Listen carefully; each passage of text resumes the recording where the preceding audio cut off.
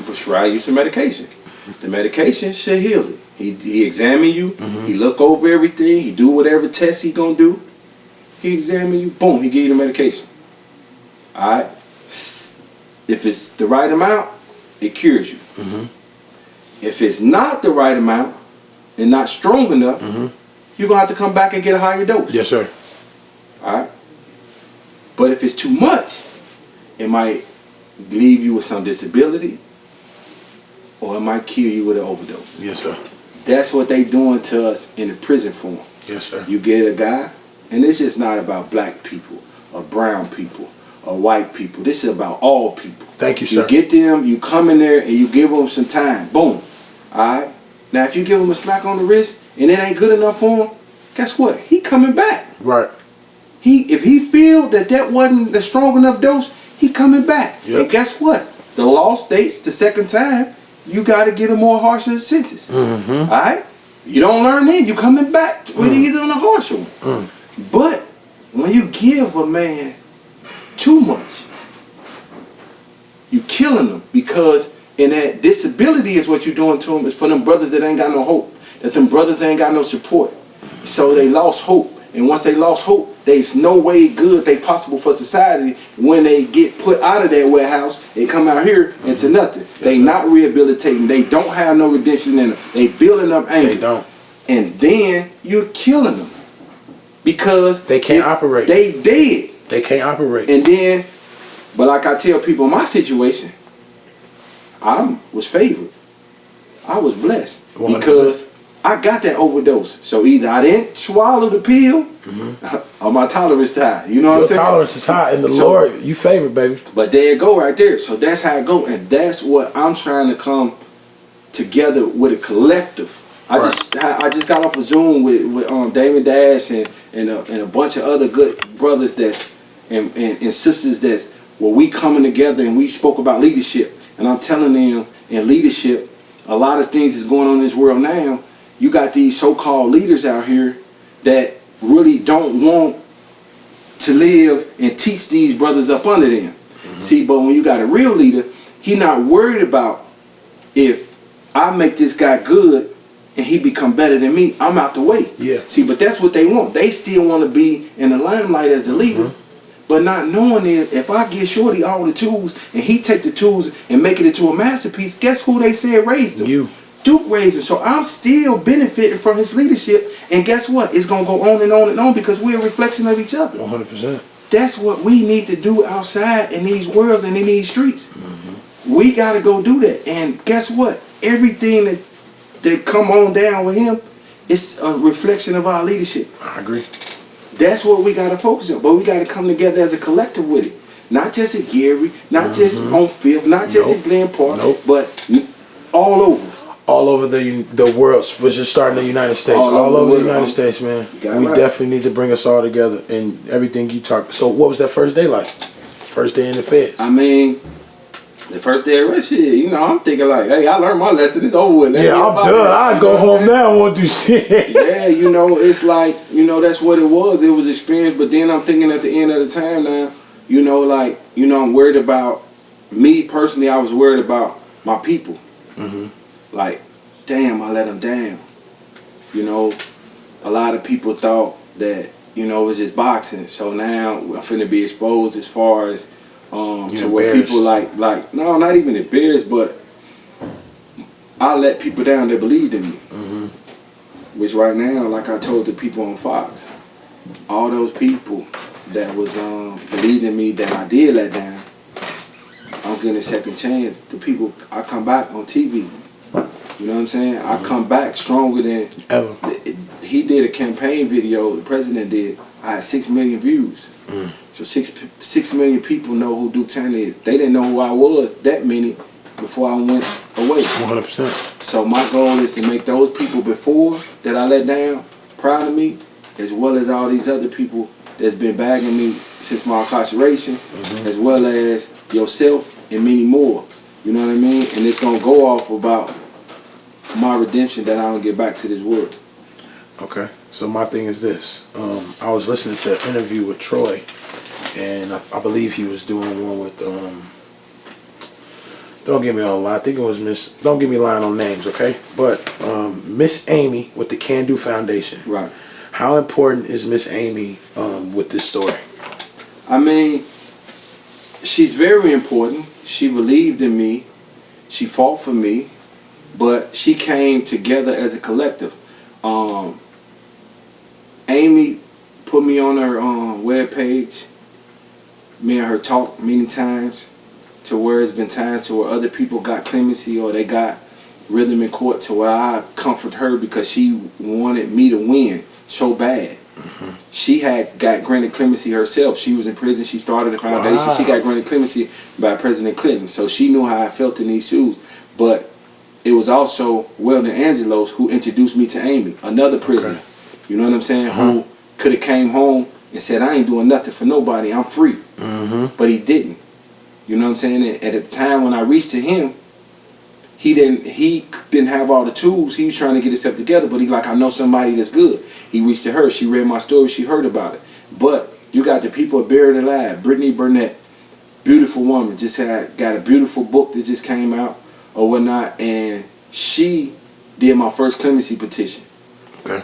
I got denied. It hurt her, but she still fought for me. She helped me get the life sentence off when I did the 782 amendment or whatnot. Okay. And then last but not least, you had Miss Alice Marie Johnson. Okay. A lady I never met a day in my life, but she fought so hard for me. She cried to the president with my petition, and I didn't even know her. I never met Amy before. I just met Amy in Miami. Wow. You know what I'm saying? For the first time since I've been home, I never shook these people's hand, but they fought so hard for me. You know what I mean? I still haven't met Miss Allison or Brittany. You know what I mean? Or another one of the associates that's with them who I speak to all the time, Sharonda Jones, who really was a link to me meeting all of those people because I read a story about her and I couldn't believe that they had gave a woman a life sentence. And so all of these people are so most people in these that have these foundations are people that were in your position, that were in your situation. Yeah, lifers. That feels so good to hear. And what's crazy, except for Brittany was. She's so beautiful in her spirit to what she wasn't in our situation. She was a high-priced corporate attorney. You know what I'm saying? Yeah. So she didn't have to do nothing, but she was a part of the struggle. She felt what we felt without being a part of it. So as that right there alone, let the world know, like people that ain't been in prison or haven't been in prison or however you want to say it, right. You still need to get involved with us and come together with us as a collective and make it happen. And that's the thing that I believe, dude, just like you said about 10 minutes ago. It ain't about the black people. It ain't about white people. It's not about color. It's about all people coming together and creating a great universe. Listen, man, what people fail to realize, we got the most powerful movement right now that we could have ever had in the internet. As I come home, I see how it's so easy to move with the internet. But what do? A lot of people take it to be negative. You look at these marches right now. You have more white people out there just as much as you do black. Yes, sir, you do. So with that said, yes, sir, you do. Let's come together with a positive vision to where it's not violent. Mm-hmm. But we come together. We start from the bottom and work ourselves up to the top. That's the way we need to go with that. You know what I mean? Mm-hmm. And it's a beautiful thing because when we come together like that, that's a part of what's making this world balanced. That's God. Better. You know what I'm saying? Hell yeah. If you notice with the George Floyd situation, I don't know if you was listening to Martin Luther King granddaughter. She's 12 years old. She's some little girl that I want to shake her hand one day. Mm-hmm. She said, it's not about right now. But if we come together and do what we supposed to do right now under one vision, my generation will see what my grandfather talked about. I agree. That little girl said that, so she just don't know. She put something in me that day that I didn't have. She lit a fire in me that's like, let's make this little girl dream come true. Yes, sir.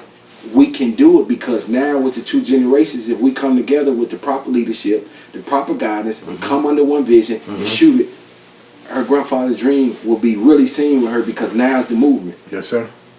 I totally agree. When did Troy come into the picture? About 5 or 6 years ago. You know, I helped him out in prom, you know, right before I went to prison. A couple of years before I went to prison, and when he reached to me and I reached back and we got to talking about a movie, and he believed that, you know, I would come home. At the time I still had the elbow. So, you know, I listened to him. I listened to his dreams. I listened to his vision on what he wanted to do in life. And we rolled. And I did everything that I could do to be on top of it. And look how it turned out. It made it even bigger than what it is. So even now, I'll let him do him. This your vision. Make it happen. You know what I mean? And let's make it big, because I got extra stuff to go along with it. And we've been pushing since day one. I started working the same day I got. As soon as my feet touched Indiana, I started working. I was working in the car I was working at the airport after I embraced my son. You know what I mean? Because I got to use my blessing to help bless others. You feel? Do you feel that 19-0 feeling again? That undefeated feeling? Listen, man, you got that back yet? I feel like this. I was in a fight, a 16-round fight. Man, dude, I don't know how many people could do that. In boxing, back in the day, you used to fight till someone quit. Or till someone get knocked out and it's over with. That's the type of fight I was in. It was a life fight. It went from being a champion in the world of boxing to being a champion in life. Guess what? I won. Yes, sir. Knockout. One punch. President signed off. Boom. He out of there. I'm here now. So, yeah, I feel undefeated. Bro, your ass was just using like the same toothbrush and everything for... Bro, tell these people how good God is to you, man, because you look like Jesus' son right now to me. Man, listen, I swear. He in me. I'm covered in his blood. I'm talking about he's within you, brother. And I feel good. You know, I'm free. I'm working. You know what I'm saying? Yeah. So what does this next chapter mean to you? Like, it means everything, you know. I'm willing to sacrifice me for mine. I still got that vision. I didn't get, I'm not cold-hearted. I love to smile too much. Smiling is part of healing. You know what I'm saying? I'm healed. I ain't mad at nobody. I don't move off emotions. And I already know I'm going to be successful, but I just want everybody around me successful. Still. Once again, the ones that don't love themselves the most or don't care about themselves, they're the ones I want to be with, because I want to uplift them brothers and sisters. You know what I mean? And I'm not going to forget about my sisters, because, like, the women fought for me harder than the men did while I was down. Sir. I had some good men on my team now. Yeah. But, man, them women went to the 10th power for me. You know what I'm saying? They fought for me. You know, they believed in me. You know why? Because they need their kings. Yes, they do. You know what I'm saying? And they need us home. They need us home so we could water these seeds that they got coming up after them. You got that right. Yeah. So let me ask you a question. I had one right on the tip of my tongue. So did you know about filing petitions and all of that? Did you ask questions? You know, there's jail lawyers and shit like that. Yeah, like, I did my. You already knew? I did this one that I got granted clemency on. I filed it myself. You know what I mean? But it wasn't about the petition. The petition goes to the pardon attorney. My situation went through the Trump administration through a different route, to my understanding, because it had to. Because at the end of the day, the pardon department had put a hold on my petition because they was finna get ready and file a motion for me on the COVID issue, as well as under the First Step Act issue. So therefore, when you got a case pending and your docket is open, you can't shoot for clemency. Clemency is the last shot. All your avenues to get some relief has to be dead and closed. So my petition, I ain't even saying, wasn't no petition even about me. God sent the president a message in his sleep, in his study, or whatever, and said, let Duke out. I was one of 10,000 people. Listen, Holmes, that's God. Listen, so forget a petition, forget any of that. It was from God to him. He sent it to him through his sleep, through a dream, through some coffee, through a speech, but he gave it to him. Yes, sir. This is unbelievable, dude. What it feel like to be home and hug your son? Man, you saw the video? I seen the video. I can't explain that feeling. That should give me chills, bro. Like, what's your son like? Where's his? What is he? Why did you meet him at the airport? Because I got out. They had to get me off the compound as soon as possible. So you got, hold on. So where were you stationed? I was in like 2 hours from Philly. So they took me out and put me straight in the hotel when they came and said that the president signed off. At 4:30 they came and told me, and they got me right off the compound and put me in the hotel. So my godmom and godsister drove up to the prison and got me. My son, the state senator Eddie Milton, who played a role in helping me get home as well, writing petitions and writing things to the White House, and Troy and them, and my girl Rita, they all met me at the airport. So when I come to the airport, that's why I was able to see my son, because Eddie wanted me to drive home, because he said, I want you to spend these moments not in the air. I want you to spend these moments in the car, yes, sir, next to your son. You know what I mean? He was a great senator, man. He's unbelievable. I used to make him get off the block. Yeah.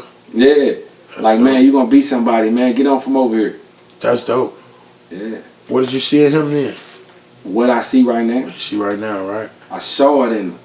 You know what I mean? And that's how it's supposed to go. Yeah. You know, and wasn't forced to get from over. Hey man, go do something. And I telling them, you're gonna be somebody one day. Mm-hmm. Get from over here. It ain't worth it. And look at him. And now he took that same attitude in a political standpoint, and he's trying to help the communities, and we join by the hip, and we're gonna be a force to be reckoned with. I'm telling you now.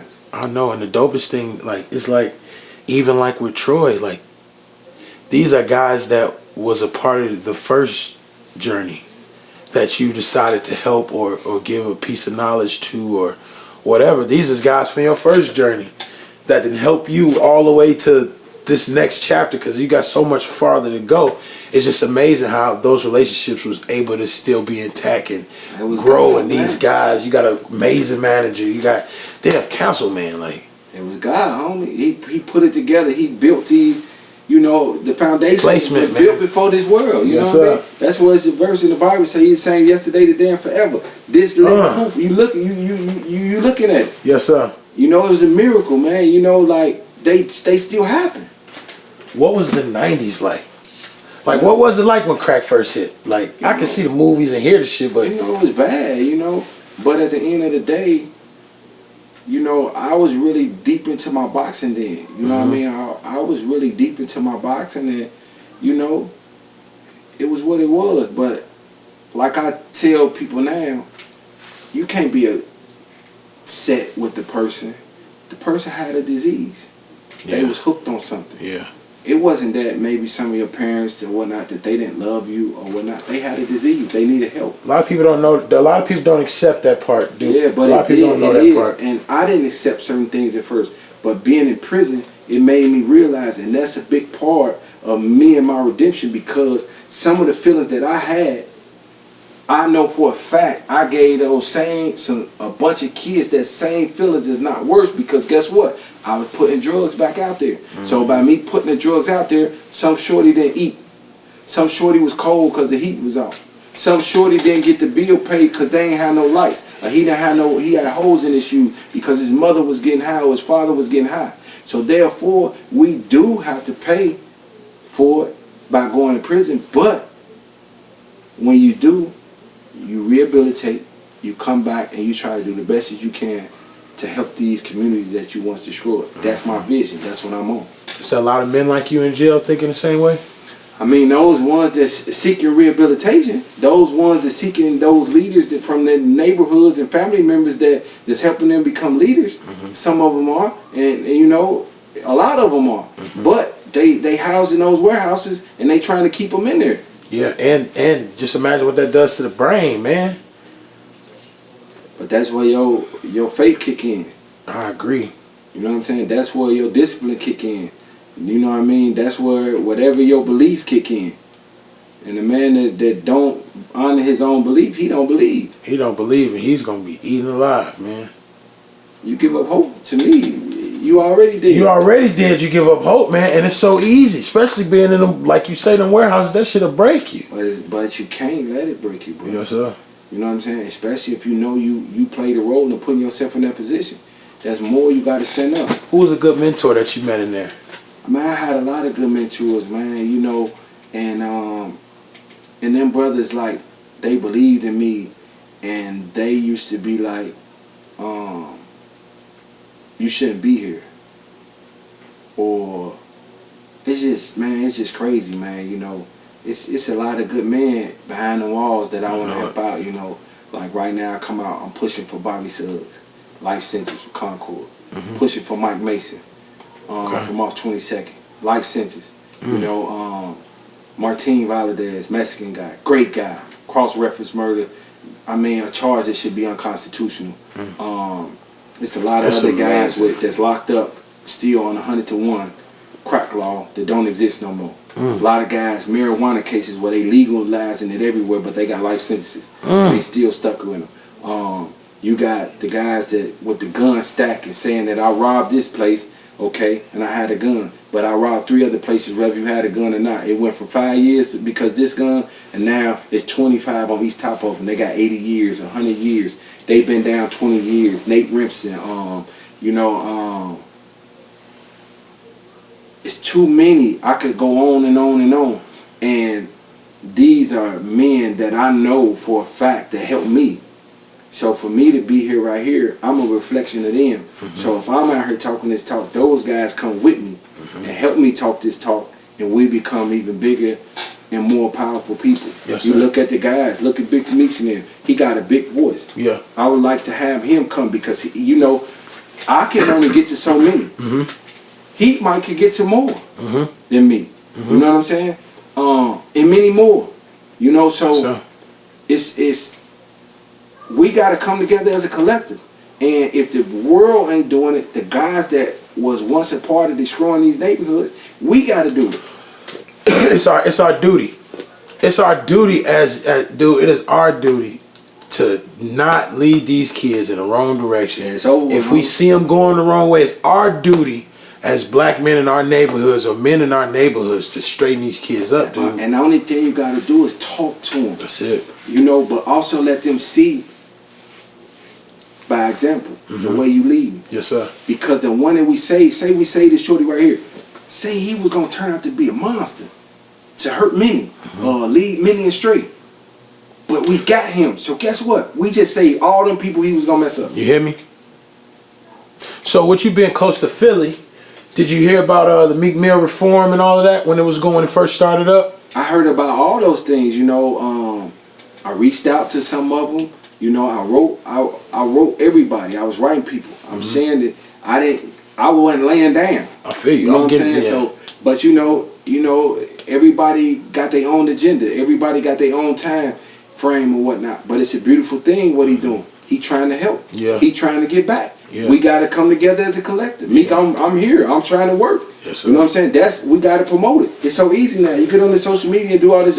Let's get up. Let's quit worrying about where you at and what you doing, this, that, and that. I don't even mess with that job because we need to be promoting realness. We need to be promoting love. We need to be reporting coming together. Yes, togetherness. You know what I'm saying? Yes, sir. So, man, this was a great interview, dude. Yeah, man. I really learned a lot about you, man. So, are you gonna go back to boxing? Make no mistake about it. I got one more in me. I know too much to get hurt. What's I that gotta fight training again, like? huh? Okay, so what's the training like in jail? How was you training? You know, it's different. Actually, when COVID came, it shut us down because there wasn't no movement and nothing like that. It's bad, man. I feel sorry for them brothers in there. Y'all gotta pray for them. When that COVID was hitting them prison systems, man, you know, People was getting sick in there with the COVID? Man, people was dying. You know what I mean? They dying, and then the medical staff not trying to help them. You know what I mean? And it's spreading like wildfire at the lower levels to where it's open dorm. You stack 3 deep to a cell, 6 deep to a cell. You know what I mean? So with that being said, man, we gotta pray for them brothers and sisters in there. You know, a sister died, man, having her baby, man. You know, you going down there telling them you sick. It's just bad. You know, so yeah, you could work out, you could do certain things, but to me, you gotta have balance. Your mind, body, and spirit. So you gotta get it together. So some people got to take one at a time to get it. Yes, you got sir. a lot of people go to jail and they just focus on their physical, but they mental and their spirit ain't no good. So therefore, break it down, homies, and get that balance. The same thing for out here in the world. You need to do the same thing. So the discipline and the things that I learned in there, because me personally, I lost the physical part because I got an elbow. I had to get my mental and spirit together. Yes, sir. You know what I'm saying? Because Yes, I'm through in the jungle now. Yes, sir. I got to survive. You know what I'm saying? So now I'm ready to go to work. So I'm waiting. I'm trying to see if once they get a vaccine and these numbers go down, well, I can get to moving around and go to a training camp. But actually, me and my son's supposed to start training December 1st. You know what I mean? Doing cardio, weight training, and little things like that. And then I'm gonna hit the gym. But I'm fighting again. So hopefully, if everything, God willing, man, by August, we should be feeling the Genesis in up. Oh man, I love to. Make no mistake about it. I'm fighting at the crib.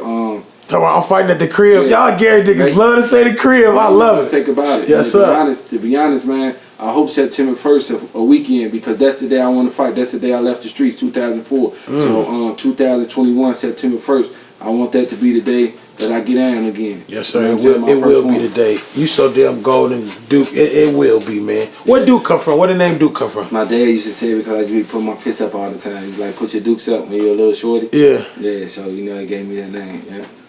Duke, man, this was amazing. I truly appreciate sitting down and talking to you and really getting we to know got to come you. together, man. Yes, sir. You know? So, man, anything you want to tell these people before you get up out of here, Duke, man? Listen, man, I love y'all, man, especially the ones that don't love y'all self. You know what I mean? Let's come together, man. Turn the other cheek, homie. It's all right. It's okay to turn the other cheek. You know, a lot of you guys stood up. Y'all ain't got nothing to prove to nobody. You know what I'm saying? Yeah. You only got something to prove to yourself. You know what I mean? And once you conquer yourself, it's over with. Start conquering yourself. I used to tell the shorties that used to come in, you know, your reputation is one thing. Your character is everything. It's two different things. That's two different things. The reputation is what the people think. Your character is who you really are. Yes, sir. Be you. Quit trying to live up to something else. You ain't got to. Let me love you for you. Let me learn you. Let me have a chance to see you. Don't be this person and let me love him, and then when it's time to come, I find out that you really right here. Do that for your people. You ain't doing it for me. Do it for your ones around you. That's lesson one. Remember, your reputation is what people think. Your character is who you are. You know what I mean? Be you. You know what I mean? And that go for everybody. Starting from up here. Teach your kids that. It's going to help us. Man, dude, this was not Plenty much love, man. Y'all stop the violence, man. Put the guns down, man. Put them down, man. It's not worth it. You know what I'm saying? Thank you. I love y'all. Gary, Indiana for life. I give all the praise and glory to God. Amen. Thank you, Mr. Duke Tanner, man. Have a blessed day. Be safe, y'all.